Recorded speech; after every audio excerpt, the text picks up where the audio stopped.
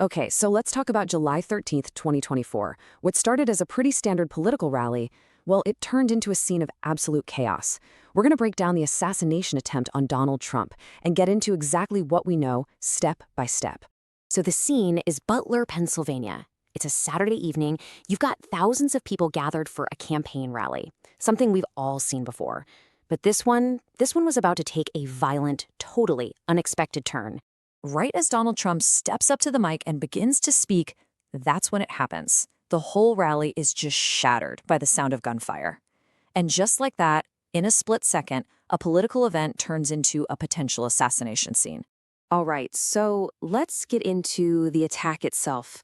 How did this all go down? I mean, the whole thing, the chaos, it was over in less than a minute. But the impact?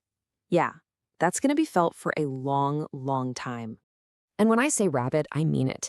Everything happens so fast. You've got Trump starting to speak, then gunshots from a rooftop. He drops down, hit in the ear. Immediately, Secret Service agents are all over the stage, and at the same time, counter-snipers take out the shooter. It was this terrifyingly efficient attack met with an equally swift response. You know, at first, people thought they heard maybe 3 shots. But it turns out the shooter actually fired a total of 8 rounds into that crowd. And tragically, in all that chaos, 1 rally attendee was killed and 2 others were seriously hurt. So the immediate threat is over. But now the real work for investigators begins. And the biggest, most obvious question on absolutely everyone's mind was, who was the guy on the roof? And this is where the story gets really interesting and, honestly, pretty unsettling. When they started looking into who this person was, the answers they found just seemed to create even more questions. It didn't take long to identify him. The shooter was Thomas Matthew Crooks. And get this, he was just 20 years old. He lived in a place called Bethel Park, which is about 40 miles or 70 kilometers away from where the rally was held.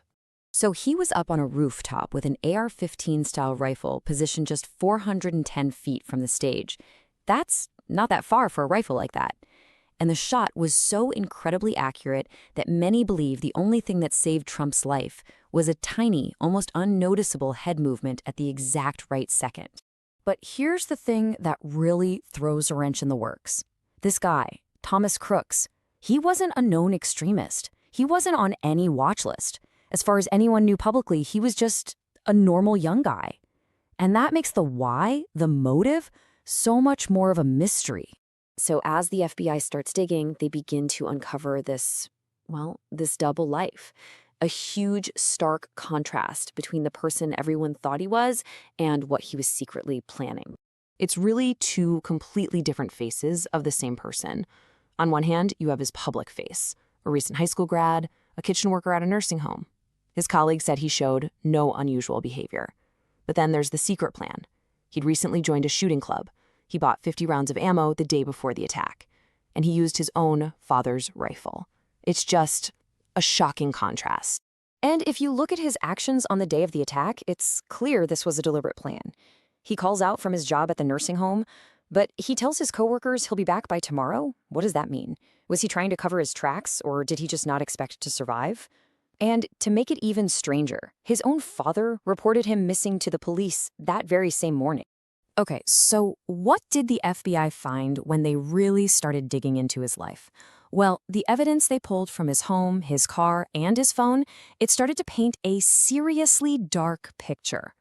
When they searched his place, they found more than just the rifle. They also found bomb-making materials.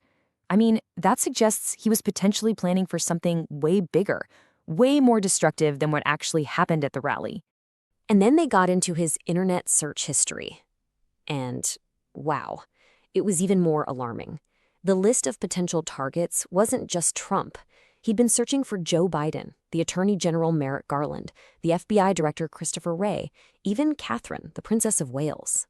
And mixed in with all that were searches for major depressive disorder, which points to possible mental health issues.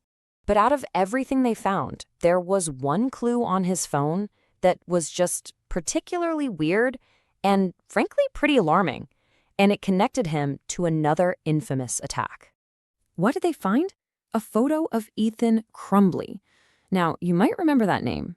He was the shooter from the 2021 Oxford High School attack.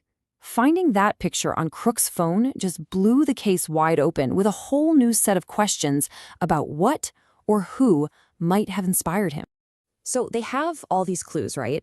But even with all of this evidence, the investigation has left us with some huge critical questions that, honestly, nobody seems to have a good answer for yet. And maybe the biggest puzzle of all is his political affiliation. Records show that Thomas Crooks was a registered Republican. He'd registered as soon as he turned 18. So the question is, why on earth would a registered Republican target a leading Republican candidate? It just doesn't add up. Then there's the security. I mean, huge questions there. How does somebody get onto a rooftop overlooking a high-profile political rally with a rifle and stay completely undetected by the Secret Service right up until the moment he starts shooting? And we have to come back to that photo on his phone. It's still a massive mystery. Was he just some kind of admirer of the Oxford High School shooter? Was he trying to be a copycat? Or is there some deeper connection that we're missing? Right now, we just don't know. Which brings us to the biggest question of all.